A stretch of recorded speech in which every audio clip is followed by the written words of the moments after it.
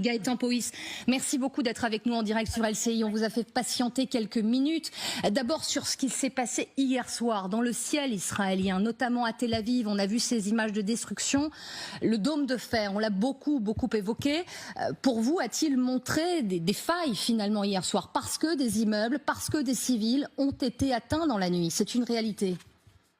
Alors, il y a deux choses à préciser à ce sujet-là. C'est premièrement, et pour éviter toute erreur, c'est que le dôme de fer est l'un des systèmes de défense antiaérien d'Israël, et en aucun cas le nom du système antiaérien et antimissile balistique généralisé d'Israël. Donc vraiment, le dôme de fer, c'est vraiment, vous l'avez montré, c'est un système antiaérien qui est utilisé pour détruire des roquettes ou encore des drones Shahed, comme montré dans la vidéo. En revanche, le dôme de fer, de par ses caractéristiques, est incapable de pouvoir détruire des systèmes antiaériens. En revanche, la vidéo que vous montrez là est très intéressante puisque on voit des différents intercepteurs qui sont tirés à courte portée en fin de course du missile balistique iranien. Eh bien, il s'agit de la fronde de David, donc un autre système, mais qui lui est totalement capable d'intercepter les missiles balistiques iraniens qui ont été tirés.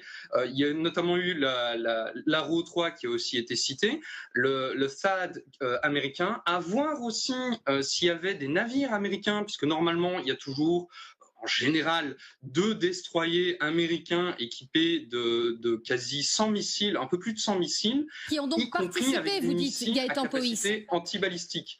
Et pour répondre à votre question, concrètement, aucun système antimissile balistique n'est efficace à 100%. Et en fait, on voit de nombreuses interceptions sur des vidéos, mais aussi, comme sur la vidéo ici, des échecs parce que tout simplement, on est dans les quelques pourcents qui ne sont pas capables d'être interceptés, puisqu'encore une fois, c'est impossible d'avoir un système qui est efficace à 100%. Oui, juste sans trop caricaturer et vulgariser les choses, est-ce que la stratégie iranienne a aussi été, avec ces drones Shahed, dont on sait qu'ils sont à l'origine de la fabrication et qu'ils en disposent beaucoup, de saturer finalement le ciel israélien pour permettre à ces missiles finalement d'arriver plus facilement et d'être moins repérés?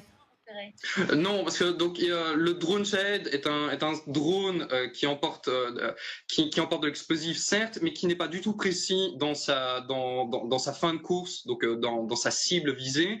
Et comme je l'expliquais à l'instant, le système antiaérien et antimissile israélien est composé de multiples effecteurs et à différentes portées. Et de fait, la fronde de David, par exemple, pouvait effectivement détruire